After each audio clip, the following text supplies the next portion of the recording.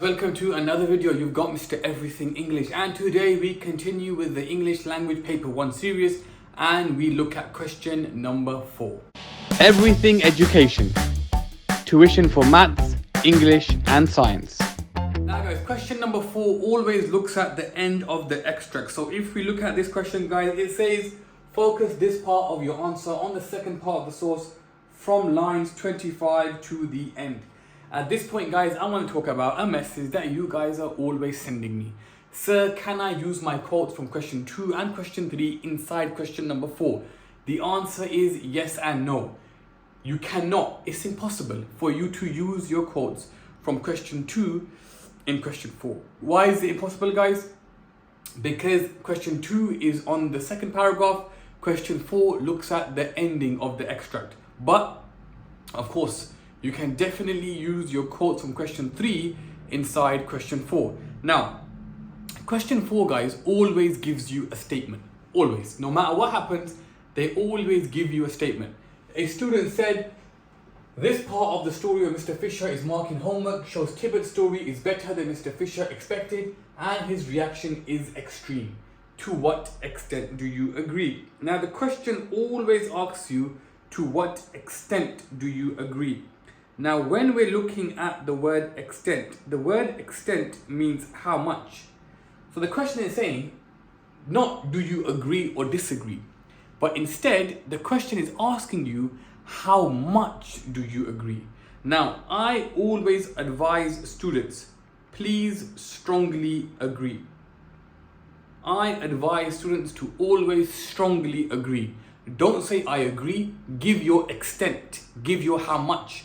So I always advise students to strongly agree with the statement, only because guys, if you look at the statements and how they are worded, they almost push you towards strongly agreeing. It just makes it easier.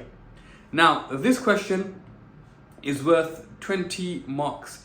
And for a 20 mark question, we are spending 20 minutes and we are looking to produce 3 to 4 pretzel paragraphs. 3 paragraphs are absolutely enough. Now, this question, guys, what does it mark us on? It marks us on the following. Now, if you've been following the videos on question 2 and the videos on question 3, this mark scheme is going to look familiar. You know, guys, that for this question, AQA is marking us out of 20. And to get 20 marks, they are saying that we must do 4 things. The first thing that we must do is we must explain the effect. We must explain the effect. Now this is very important. Explain the effect of what? It says here we must explain the effect of writer's methods. Now in English Language Paper 1 question 2, the mark scheme said we must explain the effect of language. In Paper 1 question 3, it said we must explain the effect of structural features. They were very specific. But in this one, it's open. They said we must explain the effect of writers' methods. Now, what do they mean by writers' methods? Here, guys, we bring everything together. Guys, here we bring everything together. For this essay, for question 4, we talk about all of the techniques. We talk about language devices. We talk about words and phrases, meaning adjectives, nouns, verbs, and so on. And we talk about structural features. So to get a top band answer, we must talk about all 3 of them. Now, it doesn't mean we do all 3 of them in one paragraph. So you might do paragraph 1, I'm going to talk about language. Paragraph 2, I'm going to talk about structure. And paragraph 3, you're going to mix it up. But throughout the entire essay, you have to talk about all 3 of these. Then we must have quotes. Guys, AQA, don't change. AQA, don't change. We must have quotes in our answer. That's by now common sense. We have to get a quote. In the quote, find a technique. And the technique, we explain the effect. And the last one we must do, guys, is we must, the last one, we must respond to the focus of the statement. Basically, guys, we must show the examiner how we strongly agree. So this comes across in our point. We must make sure we respond to the statement. Now guys, as always, you guys don't need to worry about this. The reason I show you guys this is to make the point of pretzel. Now, the structure that I've always followed is P, R, T, E, Z, E, and L.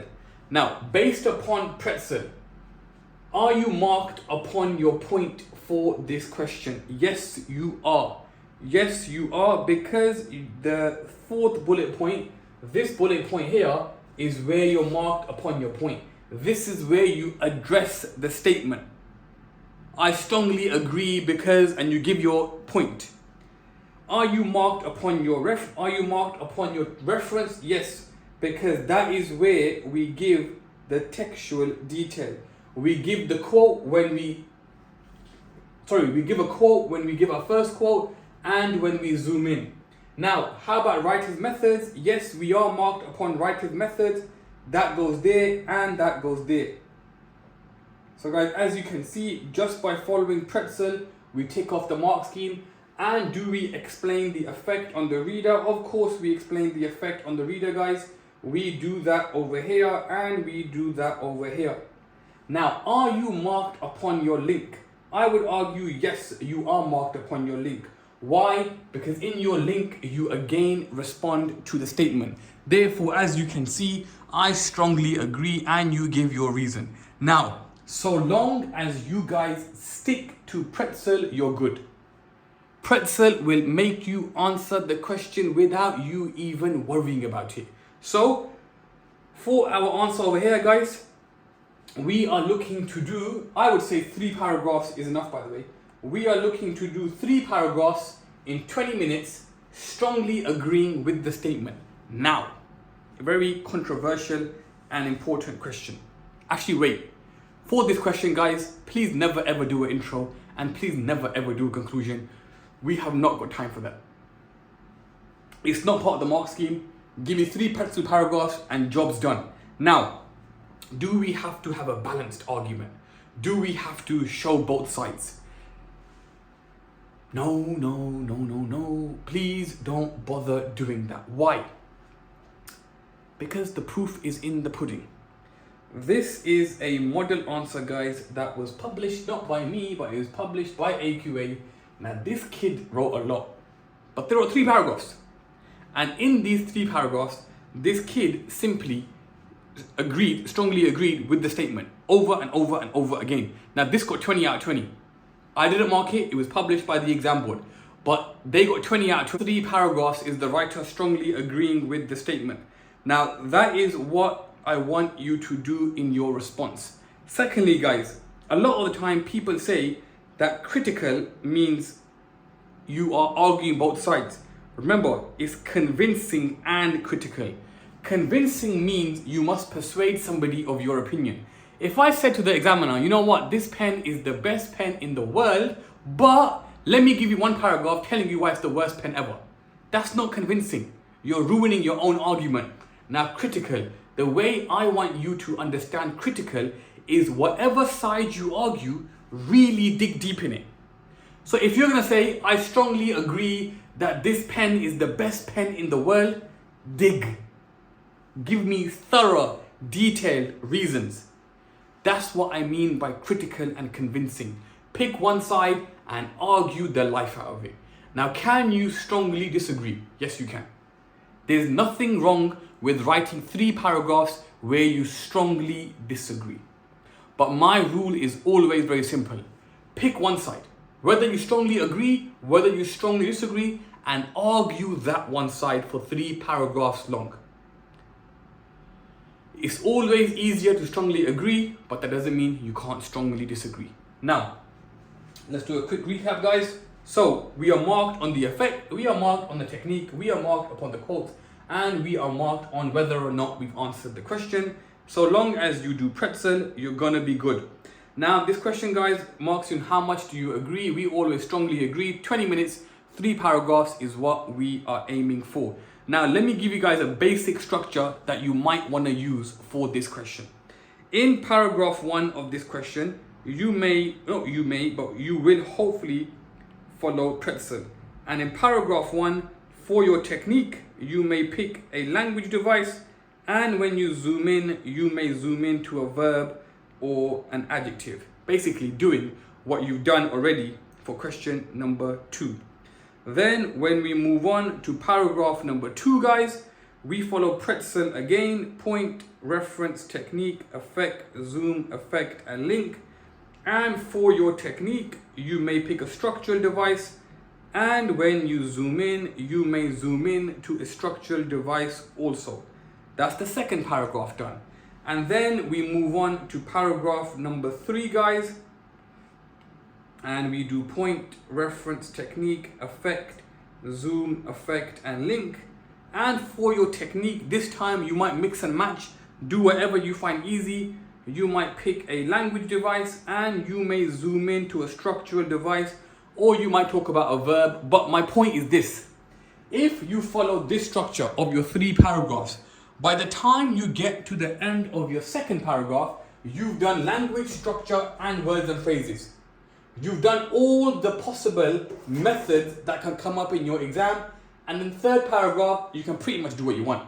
I did language structure, but it depends on what you find in the extract. All right, guys, last thing. How do we go about planning and so on? So the question. In this part of the story where Mr. Fisher is marking homework, it shows that Tibbert's story is better than Mr. Fisher expected, and Mr. Fisher's reaction is extreme. And we're looking at lines 25 until the end. So the part of the extract that we're using is line 25 up until the end, and we're talking about how Mr. Fisher's reaction is extreme. And the quote, guys, that I want to use is, "It began as a tightening in his diaphragm."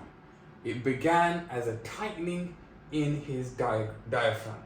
Now, all I'm gonna do here, guys, is this. For my reference, that's a bit too much, guys. So look, remember, we got a plan: point, reference, technique, effect, zoom, effect, and link. This here is going to be my reference. For my technique, for my first technique, I'm gonna talk about the technique of zooming in. What does the writer zoom into?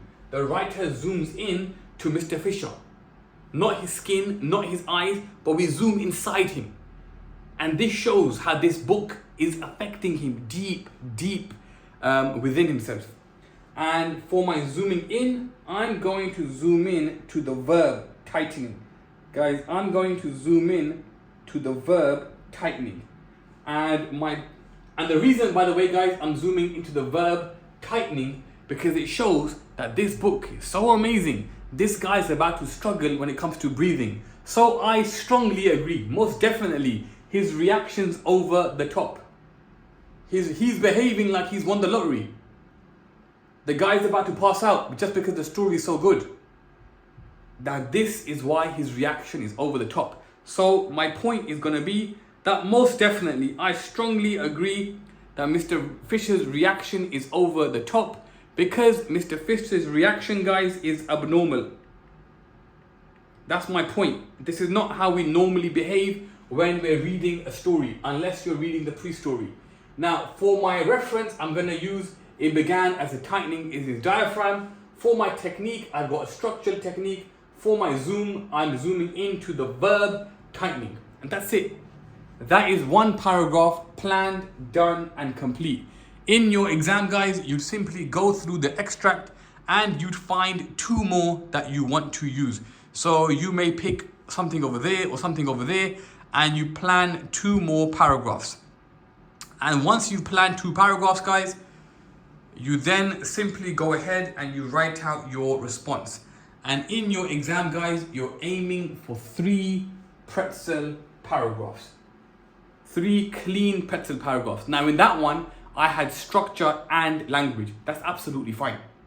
Just because I gave you this as an idea doesn't mean you have to stick to it like glue. You might do language structure, language structure, language structure. My whole point is that by the end of your 3rd paragraph, just make sure you've covered all 3. Language, structure, and words like verbs and adjectives and stuff like that.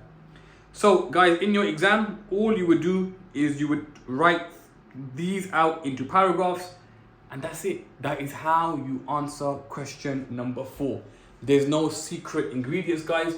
But by this point, by question number 4, you should be pretty settled, because you've done pretzel for question 2, you've done pretzel for question 3, and now you're doing pretzel again for question number 4. All you're doing, guys, is this time you're applying it to the statement. Now guys, don't underestimate how important question number 4 is. Question number 4 and question number 5 together are worth 75% of the paper. Really understand that. 2 questions carry 75% of the mark. Question 1, question 2, question 3 together are worth 20%. 25%. Question 4 is worth 25%. And question 5 is worth 50%. So understand, guys, that these are very important questions. And guys, that is how you go about answering question number 4. My advice to you guys going forward would be plan a few paragraphs just the way I did, and then write out your responses. Next video, guys, we are doing the big one. We are doing question number 5. Guys, it's been Mr. Everything English. Peace.